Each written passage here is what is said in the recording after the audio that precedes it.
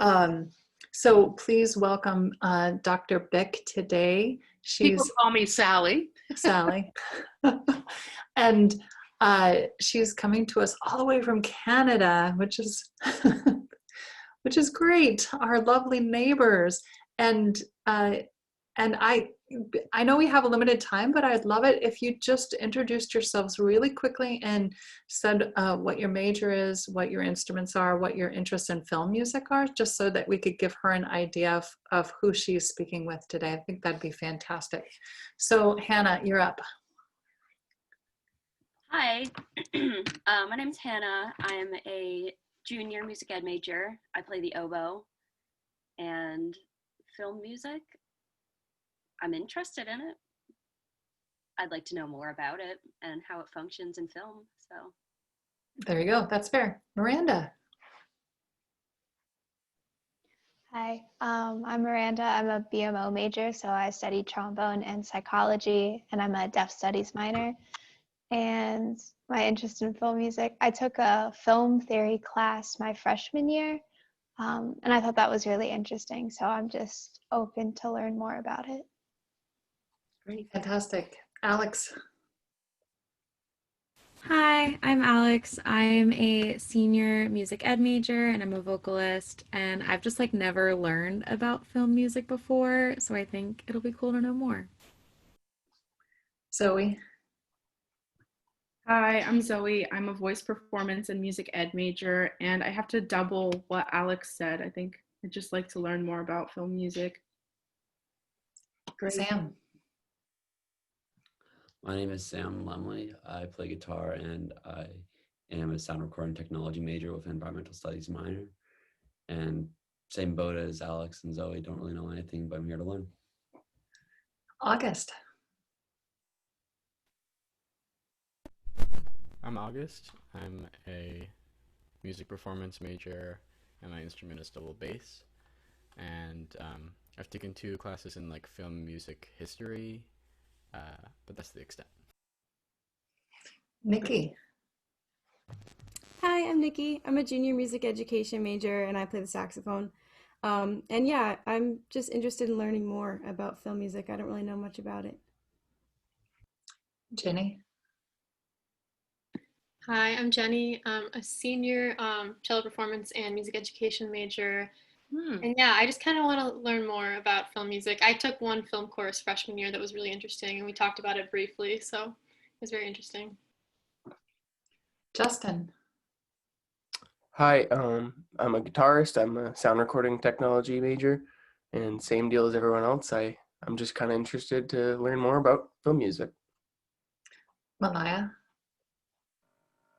Hi, I'm Malaya. I'm a junior. I'm also in the music in combination with an outside field major, and I don't have an outside field, but I'm looking at arts admin, and I'm a vocalist. And I also took the film class freshman year, but I don't remember much about it, and I generally don't know much about film music. So yeah, I'm also here to learn. Matt. Hello, I'm Matt. I play viola. I am a junior music education major, and I'm looking forward to learning about film music. Maddie. Hi, I'm Maddie. I'm a junior bachelor of music with an outside field in theater, and yeah, I don't know much about film music other than that it makes me weep, it makes me laugh. So yeah, I'm excited to learn more about it. Yeah, I think we will. So Sally wants me to invite all of you to interrupt her if you have a question or if you want her to go in a different direction or anything. So it'd be great if this was a really interactive presentation today. So I'm going to turn it over to her now. Well, thank you very much. I did want to say I'm a cellist, and the reason why I got, that's all cellists unite, but I have a sensitivity to violists. So, but I did want to say that the reason why I got involved in film music was I was playing professionally in Toronto, I ended up doing a lot of studio music and doing a lot of film scores for the CBC, the Canadian Broadcasting Association, Corporation, sorry. And when I left to become a musicologist, I thought, you know, I wanted to explore film music because I loved being in the studio. So it came really from a practical side. But the more and more I engaged with it, I thought, what a fabulous repository for all kinds of music. This was a place where you could hear everything, from popular to art to you know, world music, anything and everything. That's one thing. And the styles from all of those types of music. So it was really diverse in many ways. But the key reason why I really liked it was that it was, you guys are going to think I'm terrible, but I found film music, one of the main qualities about film music is that it is manipulative. And that is a very powerful aspect of music, which you will discover as we go through, one aspect. And so I think what I'd like to do is I'm just going to share screen. I'm going to talk. I'm going to be the voice of God here. The voice of God, as I described in documentary film, for some of you who are still here, the voice where you can't see the person talking. It's not diegetic, it's non-diegetic in essence. And they use that in documentary film. But I'm going to screen share if I can. I want to make sure this works. Now you can tell me, are we in, can you guys see that or not yet? Oh, it's coming up. Yep, it's good. You see the second, okay, for sure? We see Jaws up. Yeah. Okay, great. That's great. So again, please feel free to interrupt me, but I will, I think what I'd like to do is to talk a little bit about how music functions in film. How does music create its effect in film? And how can we draw meaning from the music? Those are sort of some basic questions. One of the things about film music is that you really have to train yourself to listen. It's difficult. And I would even ask the class, why am I raising that question? Why do you think it's difficult to study film music? Anybody want to talk about, answer that? Thoughts? Are you guys shy? Okay. Well, I think it's probably difficult because every person is different. So every person's reacts to certain music a certain way. So I feel like it's hard to know what, in the grand scheme of things, will manipulate people. Actually, that's a great point. One of the things I say to my students, whether they're reading something or watching a film, is that you bring baggage to your reading or to your perceptions. And that baggage has an effect on the way in which you interpret. So that's a great point. One of the reasons why film music is difficult to study is that it's enigmatic, like any music. It lives in the air. You can't see it. And part of our culture, there is a bias to our culture, which I'm going to talk about in a second. So that's the central issue. Of course, in film, there are all kinds of other distractions. There is the image. There are all the screen elements, the mise en scène, the setting, the costume, the lighting, the dialogue, the staging, blah, blah, blah, the film, all the cinematography, which in itself is its own category of complexity. Camera angles, movements, height, distance, frames, shots. Shots are important. Editing, all of those film, I'm talking about cinematography components, create that complexity. And of course, we have a story that we're following, a narrative. There are various presentations of narrative, the way it's done.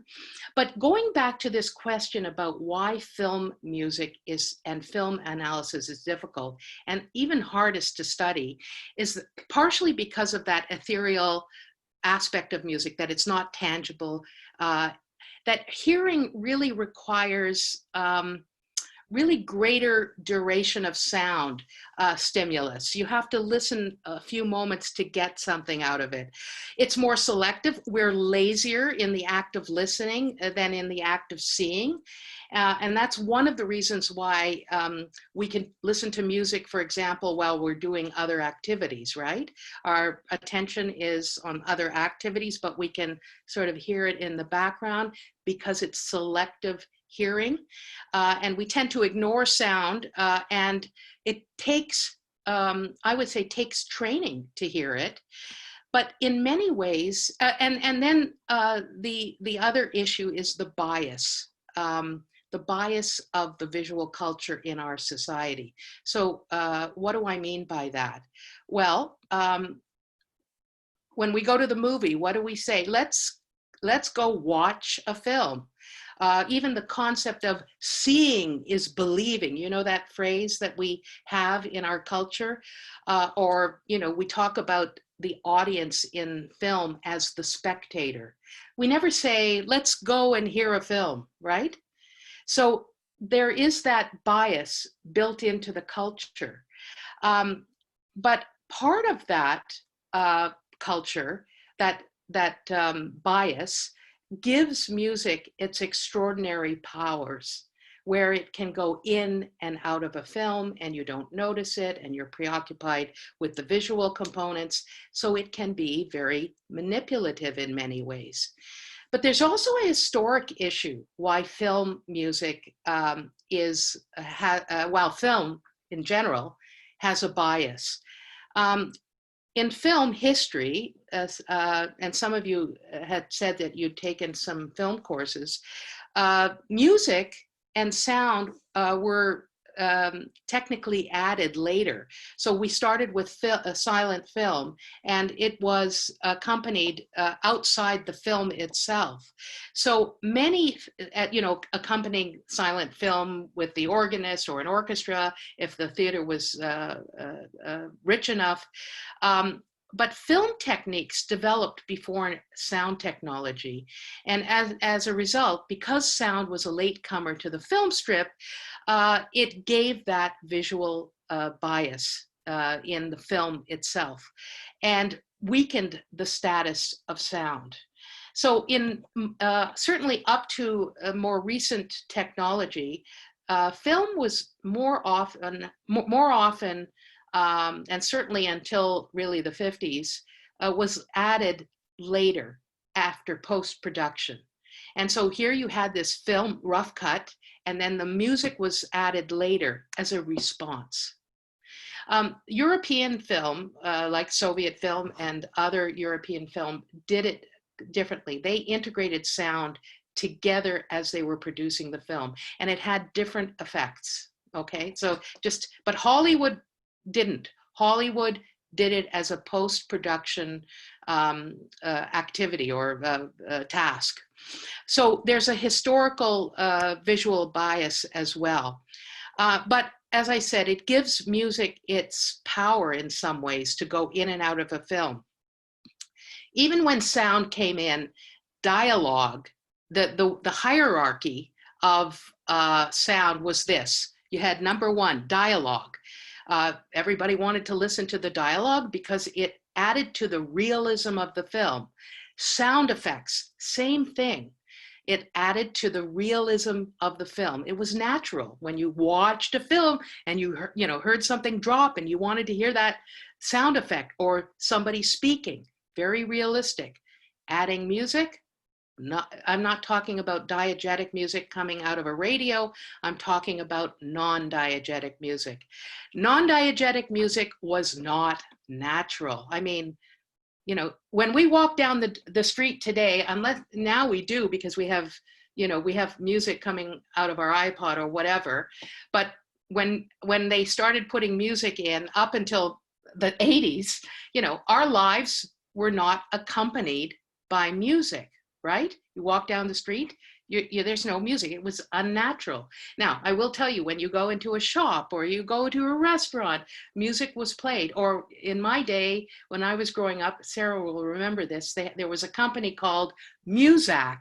And Muzak was a company that created music to be accompanied in offices, in workplaces, with the idea that the music would push people to work better, to work harder, to buy something, right? So in relation to dialogue, sound effects, music in film is unnatural, right? You guys would agree in general, you know? It's a construct that comes out of our making. So I'm going to just give you some very general ways in which music can function in film. Of course, it gives mood and atmosphere. Well, you know, I always hate it when we talk about mood and atmosphere because it's not specific. What do I mean by mood and atmosphere? But we'll talk about more specific ways of analyzing film that creates that mood and atmosphere. It certainly has an effect. I hope, you know, I feel like I'm just talking up here, but you guys can always interrupt me anytime, okay? Usually I talk to the students and ask questions, but because of time, I'm just sort of compressing everything. So, you know, let me know. One of the things I think that was brought up by one of the students, I'm sorry, I forget your name. Somebody said it creates emotion. Am I right in saying that? Somebody said that? Actually, in film music analysis, some people say it is the emotion. Aaron Copland talked about that. It was the unspoken thoughts of a character. And why can we assign the idea of emotion to music? And I'm going to answer that question. Because most people don't know how to deconstruct it. Because most people don't know how it works.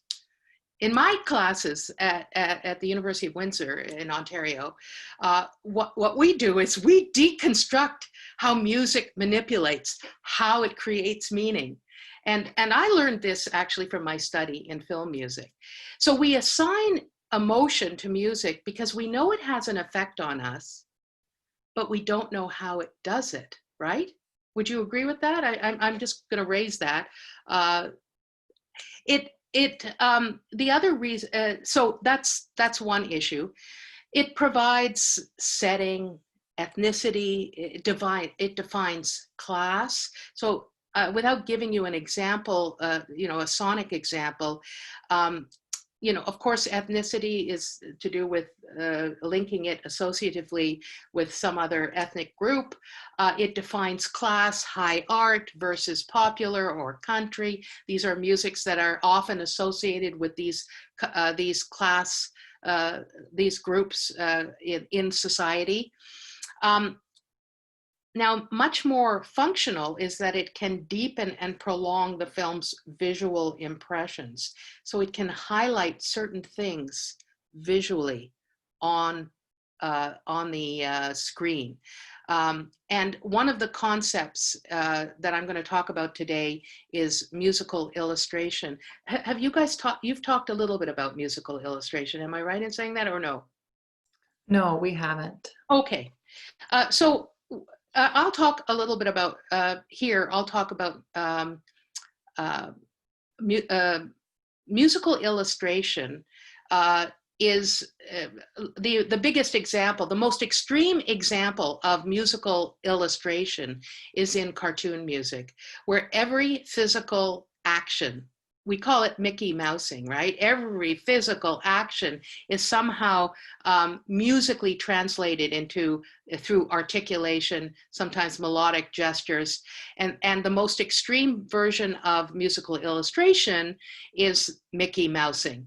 But there are, you know, it doesn't have to be that extreme to be musical illustration.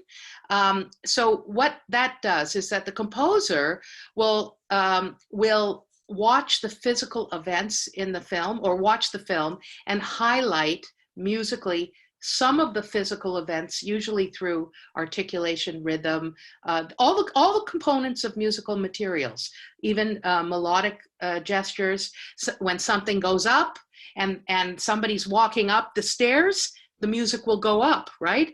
When you think about something that is, let's say there's a death scene and, you know, if somebody has died, we think about music going down because, of course, we put people in the ground, you know, or hell. There's a lot of allusions to that downward motion, illusion of depression. We physically feel down and the music will go down. I'm talking about melodically, or up for the very opposing issues, okay? So it can deepen and prolong these visual impressions through what we call musical illustration. Later on, I'm going to talk about something that we call the opposite of musical illustration. Oh, sorry, one other thing that I wanted to say about musical illustration, because it happens all the time today, and it certainly started, it was an important theoretical idea for composers to illustrate what was on the screen. And one of the reasons why it was important, and it was done in Hollywood mostly, one of the reasons why it was important was because when you illustrated what was on the screen, it was basically illustrating what people were already seeing, so it could hide. It followed the visual components, and by doing it, it would hide, and therefore you wouldn't really notice it that much because you were already computing that information visually. So it didn't get in the way. And that's what a lot of film directors were concerned about, certainly in the 1930s, 40s, even today. It just depends. I mean, today we're doing a lot of different things. Composers and directors are doing a lot of different things because the public accepts it much more. But in those days, no.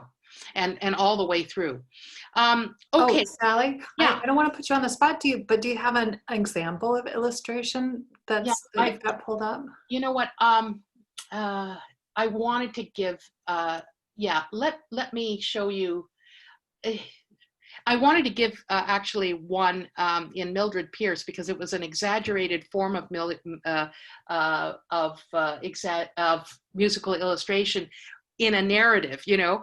But I will show you this. Let me just find it. Sorry, I have a million. I hope okay. This is actually the title, and this is almost like Mickey Mousing, but it is a form of actually this is a form of musical illustration.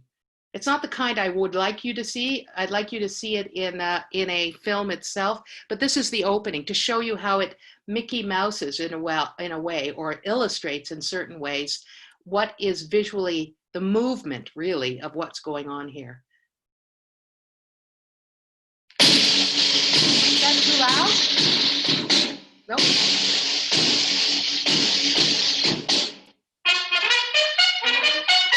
An announcement.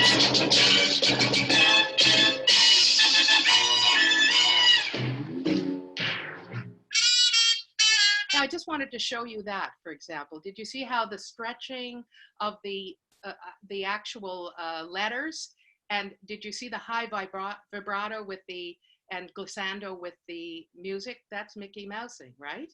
And look at the rhythm. So I just want to point out the rhythm of the music. It is the rhythm of the music is coinciding with the rhythm of what we see. And I wanted to talk about that. There is different levels of rhythm. There's musical rhythm, obviously, but there's also rhythm in the cinematography. So what are we talking about in the cinematography? We're talking about not only shot changes, I'll talk about that in a minute, but in this case, we're talking about the movement on the screen. You know, I'm making gestures here, and I know you can't see it. Sorry, the movement on the screen, where the gesture, the movement in one shot is also being articulated by the music. You guys get that? So shot changes are another aspect of music. of cinematography and rhythm. Every time there is a new shot, you guys know what a shot is. It's the duration of one film slice before it's edited. So that duration creates a rhythm.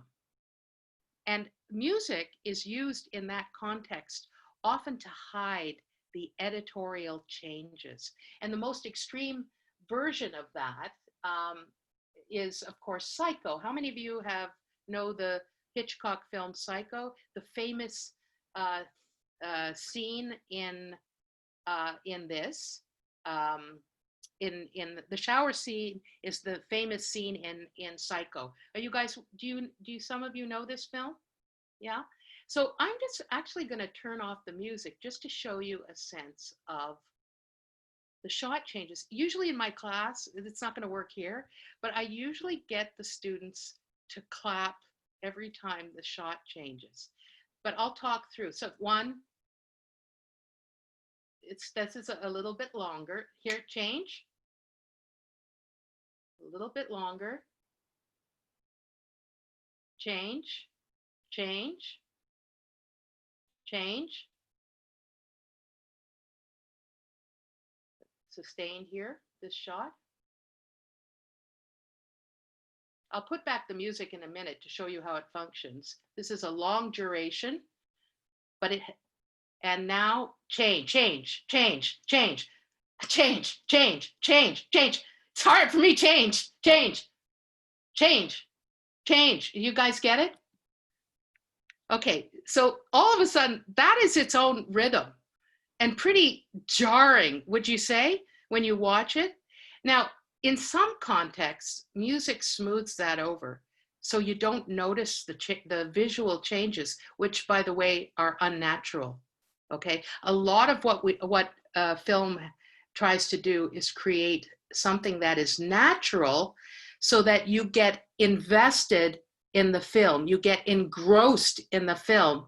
And if it's not natural, it's doing something quite the opposite, which in some filmmakers, it can do that. They want to do that. But most people, most directors, and certainly in the early films, wanted to get the film audiences invested in the film. And that's why music was subordinated, because it wasn't part of that natural phenomena. And editorial work had to be done in a way that was convincing. Now this, if you just did it without the music, I think you guys would find this not very interesting. I'm going to put the music on. And then the question is, what is the music doing? Now the music is doing a million things in this, okay? It is doing what I call bridging the editing, the cinematography, meaning the editorial work in the cinematography, so you don't notice those changes, but it is also going to be doing some musical illustration through, the character is killing with a knife, the protagonist here, a multitude of times. And that music is imitated in the strings and its musical timbre. It's sharp, it's violins, it's sharp, it's high, and it's high and it goes down. It's high and it goes down musically. Okay, so here we go.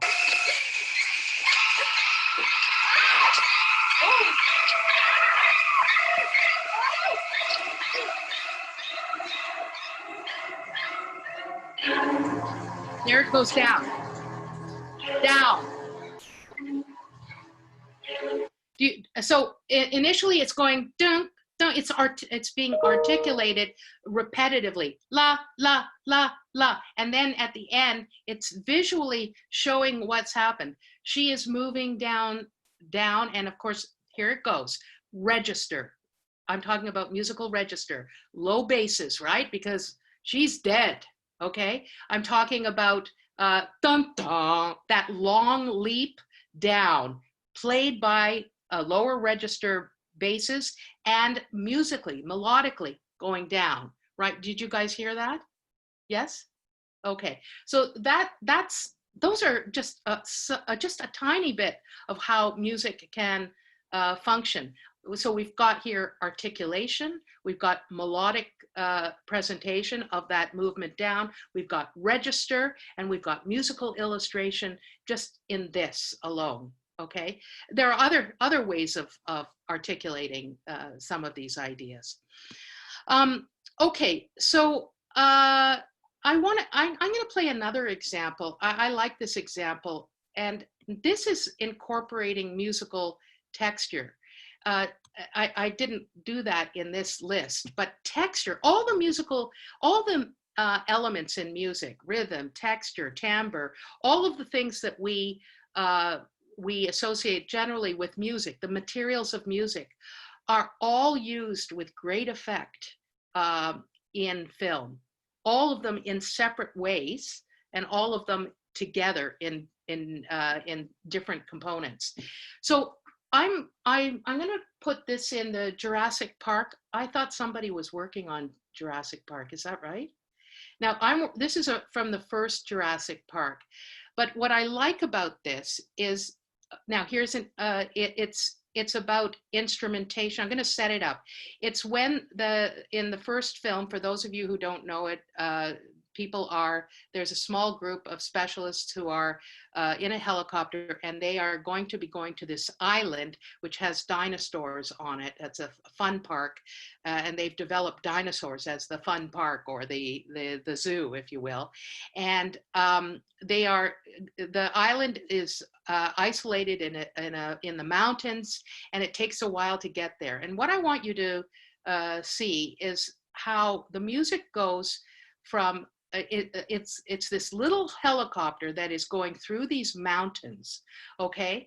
And the music is characterizing the majestic, powerful, sort of nature of this landscape, but also anticipating perhaps what they're about to see with dinosaurs.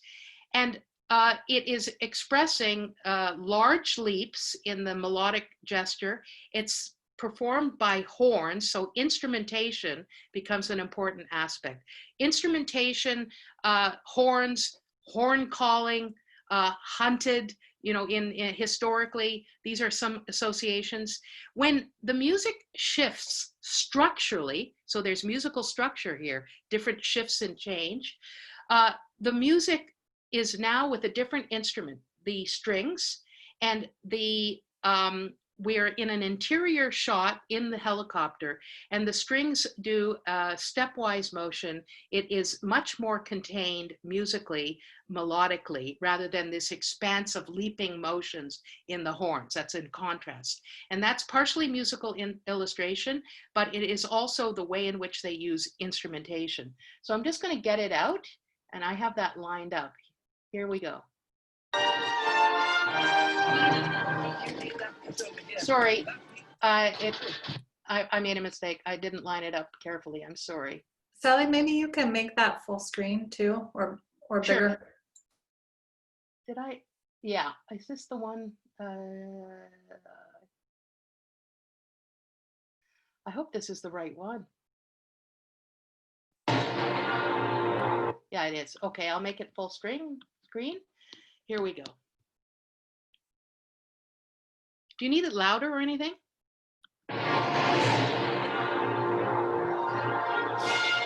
Those are horns leaping.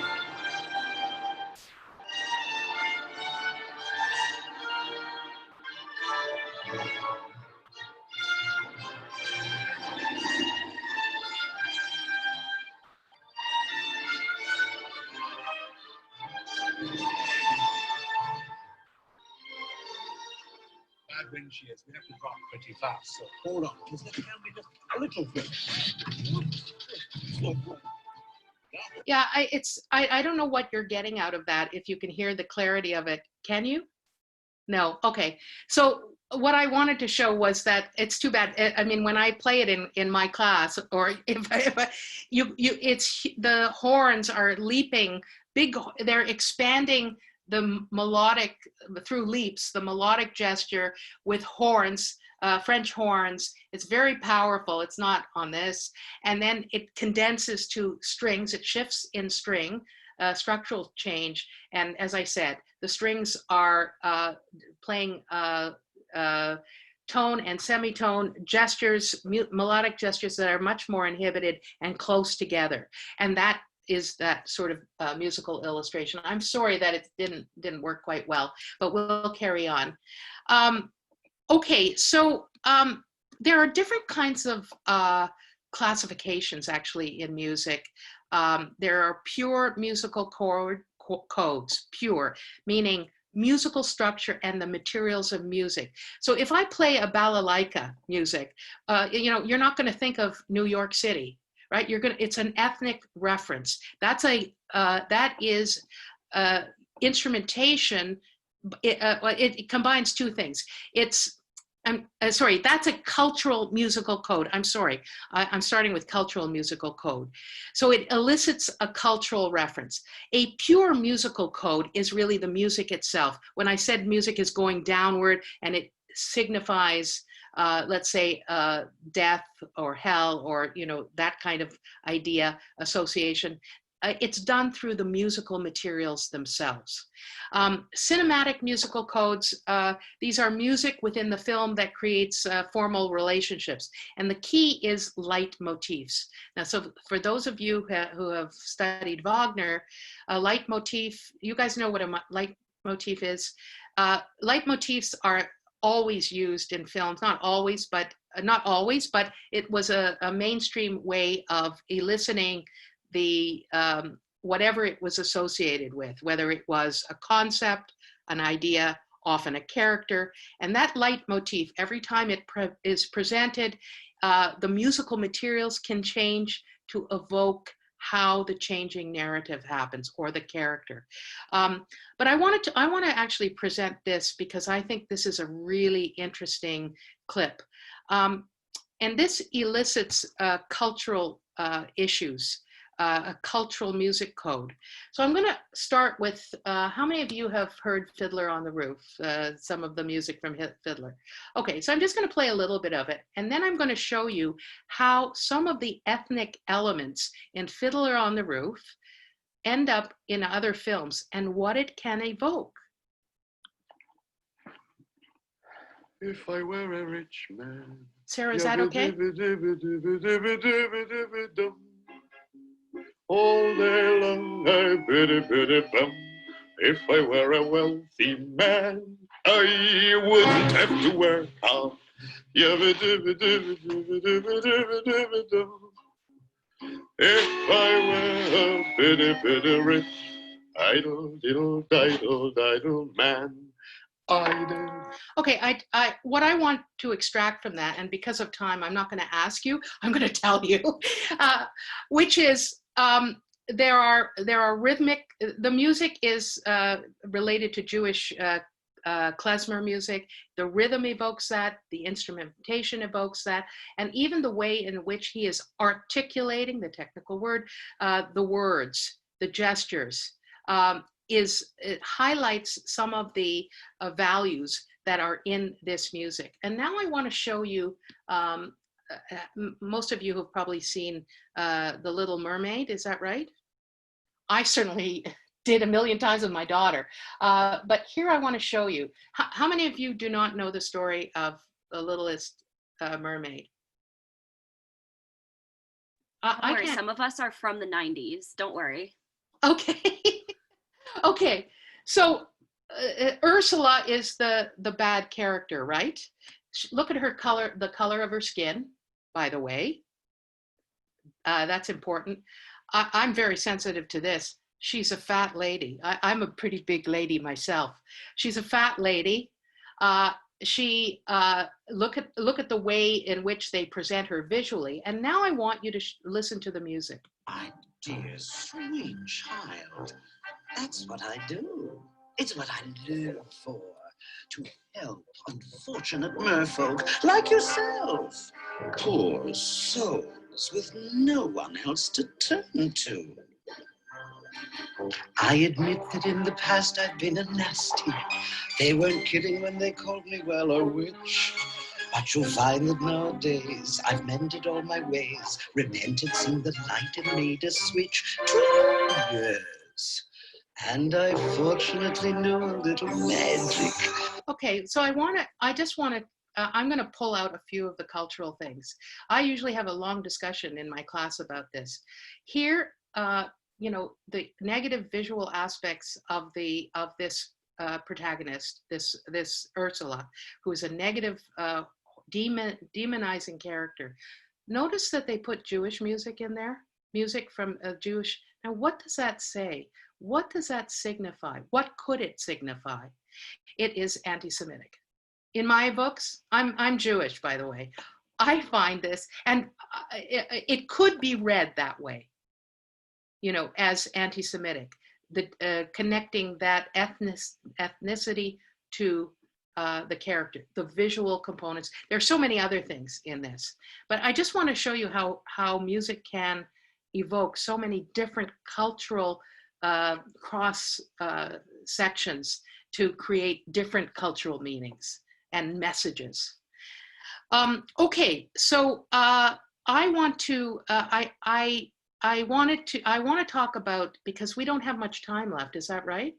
No, unfortunately we don't. So I wonder, I mean, you could go on and do another thing, or we could open it up to maybe some questions. Because there is one thing I want to leave you with, but let's open it up to questions. The one thing I wanted to talk about was counterpoint, which is the opposite of parallelism. But if you have any questions, please. I'm happy to, yeah. Yeah, folks, you'll just have to unmute yourselves and speak up because we can't call on you. So be brave.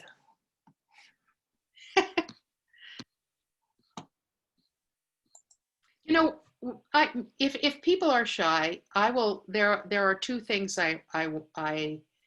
well, please interrupt. I would love that, actually.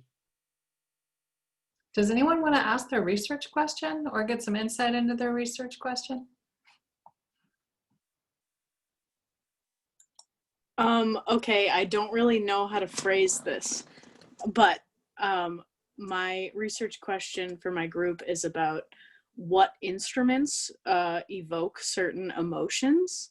And that's kind of a broad thing to ask about, but if you have any little tidbits you could throw out there. Yeah, I mean, instruments have their own associations and identity. I mean, some of the things I've already talked about are range, register, timbral qualities. Think about a flute as opposed to, let's say, the bass. It's not just registral differences, but the flute is often associated with, less, sometimes childlike qualities because it's less, how can I say it, less presence in a way. It's often higher, it moves faster. A bass can't move as fast because it's harder to physically articulate those notes.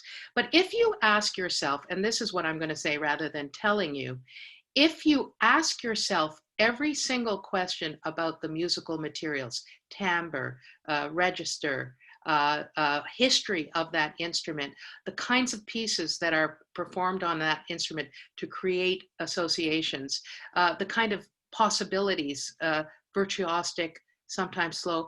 Flute is often used actually in the example of Mice and Man as an isolating single, if it's isolated, a loneliness, and part of it has to do with the timbral qualities of it.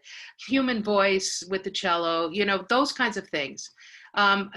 You can apply so many things with instrumentation, things like class culture. Electric guitar is not in the art music world except in the more recent one. So there's a whole class issue. Does that help? Yes, that was great. Thank you.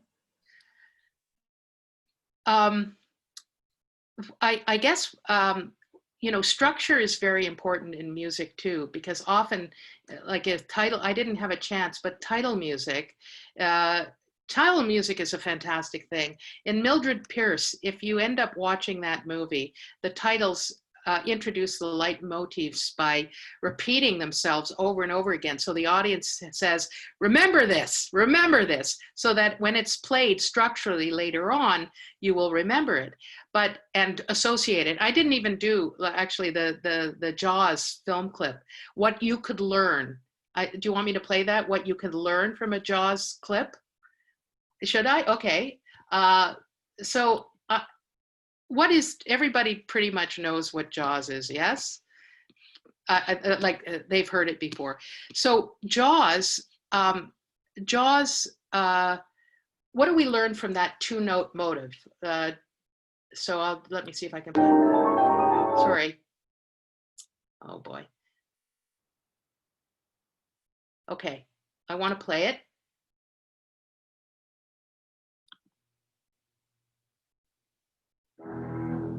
Okay, right there and then. It's done with the bass, okay? Slow, bass, low, which characterizes underneath the sea. It's a semitone, da, da. And one of the things about that semitone is that it doesn't resolve. And that's one of the key things that horror films do. They never have any music that resolves, and that creates tension.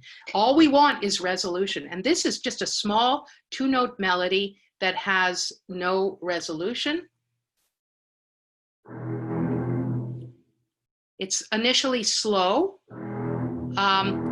and sustained. It moves a little faster, so the rhythm creates motion in the film, and it's creating a leitmotif. Here it goes faster. Now watch. What are the horns?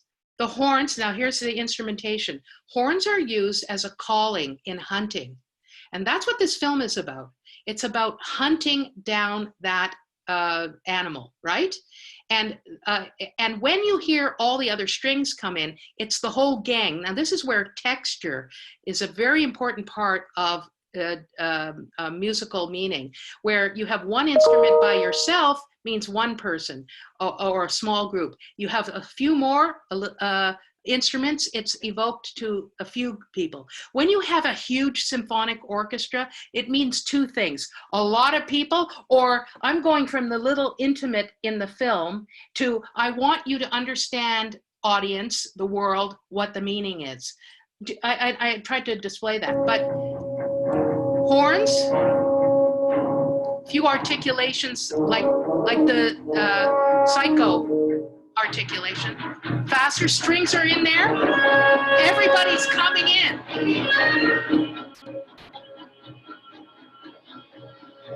So in other words, the texture, the adding of instruments is reflecting the narrative of what's about to happen. What is in the story? You start with this one problem and everybody joins in to find out about this, to kill this Jaws.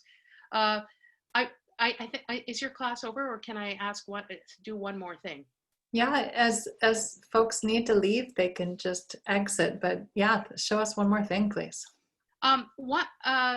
So that was Jaws. But one of the other things, by the way, that that is really interesting is something called counterpoint theory.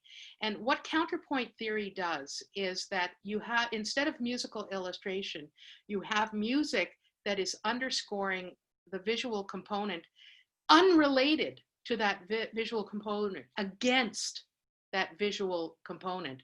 So what it does is it creates a disruption. Remember, I talked about illustration as being natural and we don't pay attention so much because it's coinciding with what's visual. When you have something oppositional in counterpoint to and I'm not talking about counterpoint theory in music, I'm talking about counterpoint theory in film music. It goes against the visual image. This is actually, this creates a moment where it puts the listener, puts the listener in a position where they're actually paying attention to the music rather than hiding it, rather than subordinating it. And as a result, it makes you think, and it makes you think about the music.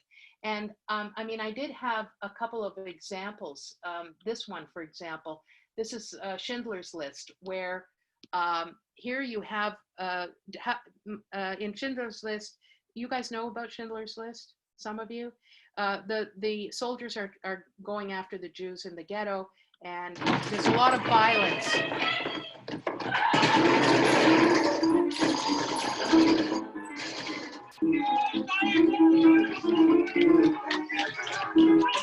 Okay, so just a short clip. You see that that's a piece of Bach, and it's going against this. And one way of interpreting it is the refinement of art music and all of the things that coordinate with art music, civilization, civilized culture, all of these historic things against this. Or this example, where you have, after all this horrible killing, you have a children's song.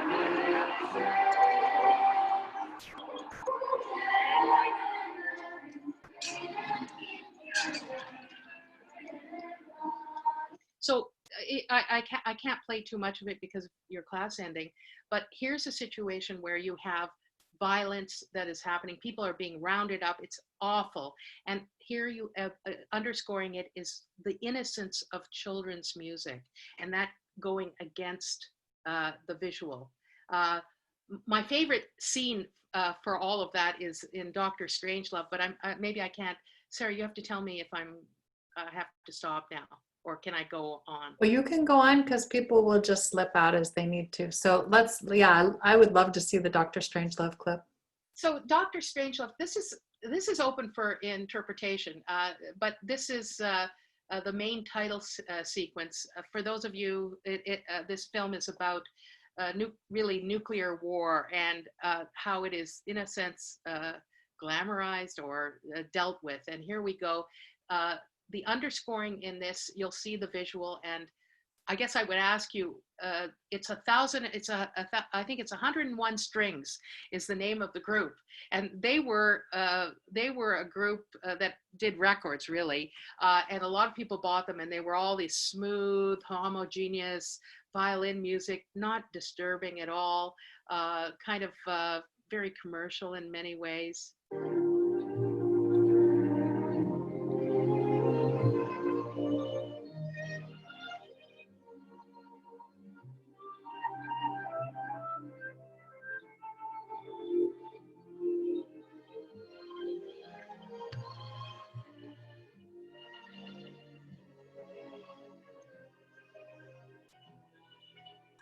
Yeah, it's very hard to hear that one, but you could just imagine the most romantic string music. So I think what I would want to, the one last thing I'm going to say about this, unless you have any questions, is the issue around diegetic and non-diegetic. And Mel Brooks makes fun of this issue around the natural sound of coming from a diegetic as opposed to non-diegetic, which non-diegetic is that the only people who can hear that music is the audience, is the film audience, not the characters on screen. And sorry. Yeah. Oh, maybe I don't have it here. Sorry. Yeah. Okay. Oh, yeah, here it is. Sorry. Yeah. I was going to say something. Sure. My research question with my group, we're focusing it around sort of what we were just looking at, like music that really doesn't match a horror scene or something really unsettling. Right. Okay. Yeah. Do you want me to speak to that, or do you have a particular question, or? No, I'd love to hear what you have to say about that. Well, counterpoint is very effective. I mean, because it actually stops the narrative on screen, and it focuses attention on the music, and then what does the music mean, really? I mean, I have an example here. I couldn't get the full example, but it's A House of a Thousand Corpses. It's a deadly, it's really gross, actually, but it makes the point. And the point is that there's killing, and it's a horror film. And what you hear on it, just not to be too, is a country song. I remember two distant bells and stars that fell like the rain. So what it is doing is it's telling audiences, stop this and listen to the music, because there's information in the music that's telling you about what this is, what larger meaning this might be. I mean, within the context of the whole film, or the narrative, or the characters. One of the things that Aaron Copland talked about, and many people, is to get away from leitmotifs, because leitmotifs can just be musical illustration. But if you think of the larger concepts and ideas, and put those ideas in the music, it makes the music more substantive, really, in many ways, you know. But Counterpoint is a very effective approach. It really was, it's part of epic principles associated with Brecht and Hans Eisler, actually, who is a great, you know, political film artist. And what they wanted to do was stop people, and this is really the key, and that's why they use it even in Hollywood film now, but European film, is to stop people from getting so mesmerized by the film that they become manipulative little pawns, and they don't think anymore. They're just watching and letting everything come after. That's how we watch films. You get absorbed into the reality of the film, and you become an uncritical body, an uncritical mind. And this was supposed to be a way to stop it and say, listen to this. There's a problem here. There's an articulation here. I want you to deconstruct the music so that you can find out more about what is going on in this film. I hope that helps. Yeah, absolutely. Thank you. Yeah, that was amazing, and it's a good reminder. I mean, to think about how this stuff does act politically, to either silence us or to motivate us to Right. social action too. So, right. You could tell how passionate Sally is about this, and how she wants to download all of her vast information into us in just 50 short minutes. And of course, it's impossible. So, everybody, please give her a big thumbs up or a big round of applause. Thank you so much. Listen, if you have any more questions, please feel free to contact me. You know, if I can help you in any way, it's you know. But good luck with your projects. I think film music is really an important part of our lives, and stop and think when you go into a film how it's manipulating us, and stop it from doing that. That's right. I think this is the right email, isn't it? sbick@windsor.ca. Is that correct? At UWindsor. UWindsor. Okay, sorry. And I think you are actually at a lower latitude than Ithaca is, even though you're in Canada. Believe it or not. Believe it or not, Canada is the most southern point in relation to the United States.